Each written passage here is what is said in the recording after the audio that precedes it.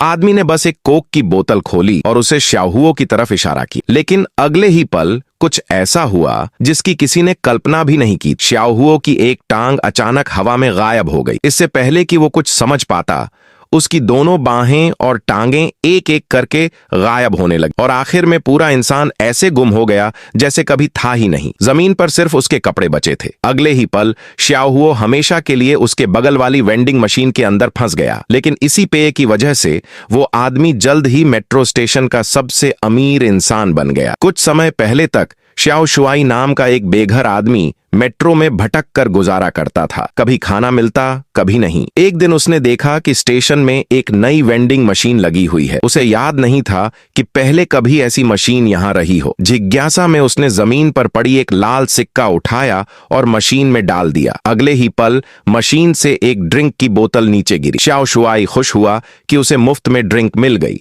लेकिन जैसे ही उसने ढक्कन खोला उसे अंदर सिर्फ हवा मिली। गुस्से में उसने बोतल जमीन पर फेंक दी। तभी सामने बस का इंतजार कर रहा एक आदमी अचानक गायब हो गया और जमीन पर सिर्फ उसके कपड़े पड़े थे। श्याओ शुआई हैरान होकर कपड़ों के पास गया और उसे वहां 2 सिक्के मिले। उसने सिक्के उठाए और टॉयलेट में जाकर अपनी जेबें देखीं। अब उसकी वॉलेट में ढेर सारा पैसा था। इस अचानक आई दौलत से वो खुशी से झूम उठा। उसने उस आदमी के कपड़े पहने और बाहर जाकर पेट भर खाना खाया। उस दिन के बाद से जब भी उसे पैसों की जरूरत होती, वो मशीन में सिक्के डालता और ड्रिंक खरीद। फिर जिस पर भी वो बोतल का मुंह करता, वो इंसान गायब हो जाता। जो कपड़े और चीजें बचती वो श्याओ शुआई ले लेता। धीरे धीरे वो मेट्रो स्टेशन का अमीर बन गया। उसे लगा अब कोई उसे नहीं रोक सकता। लेकिन एक दिन जब वो नशे में धुत होकर स्टेशन पहुंचा, उसने सामने देखा कोई आदमी मशीन में सिक्का डाल रहा था। जब उसने गौर से देखा तो वो खुद था। तभी उसे समझ आया कि वो एक टाइम लूप में फंस गया है। अब भागने का कोई रास्ता नहीं था। अगले ही पल